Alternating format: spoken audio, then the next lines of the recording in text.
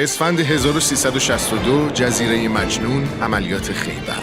رفته بود به خط مقدم سر بزنه. فهمید سربازاش از تشنگی و کمبود آب شرب از آب گلالود دارن میخورن. طاقت نیاورد و قمقمه ها رو به کمرش بست. از خاکریزی که در تیررس عراقی ها بود به سمت آب سرازیر شد و قمقمه ها رو پر از آب کرد. اونم در حالی که هزاران تیر در کنارش به زمین میخورد. دوباره از خاکریز اومد بالا و آب رو به بچه ها رسوند. این حرکت فرمانده انرژی مضاعفی به بچه های لشکر داد.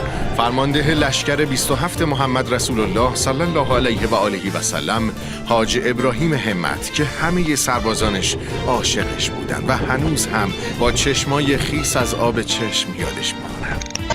متولد 12 فروردین ماه 1334 در شهرضای اصفهان بود و تا دیپلم هم در همین شهر درس خوند.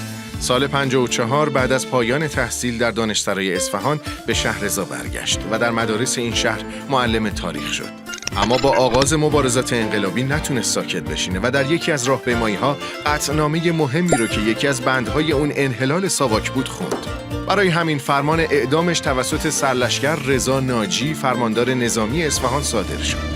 فرمانی که باعث شد ابراهیم همت با تغییر قیافه و سفر به شهرهای مختلف تا زمان پیروزی انقلاب مخفیانه زندگی کنه. بعد از پیروزی انقلاب کمیته انقلاب اسلامی و سپاه شهرضا رو تشکیل داد. از مهر ماه 1359 تا دی ماه 1360 فرماندهی سپاه پاسداران پاور رو بر عهده گرفت و در این مدت به پاکسازی روستاها، از وجود اشرار، آزادسازی ارتفاعات و درگیری با نیروهای ارتش بعث پرداخت.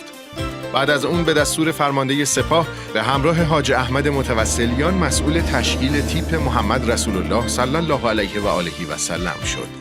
این تیپ در عملیات فتح المبین، بیت المقدس، مسلم ابن عقیل، محرم و ولفجر مقدماتی حضور فعال و در تصرف ارتفاعات کانیمانگا در ولفجر 4 نقش ویژه‌ای داشت.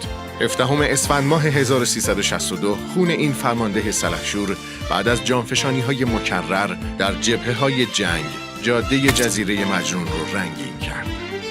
جایی که اصابت گلوله توپ ابراهیم همت رو به آرزوی همیشگیش، یعنی اقتدا به مولاش امام حسین علیه السلام و وصال الهی رسوند.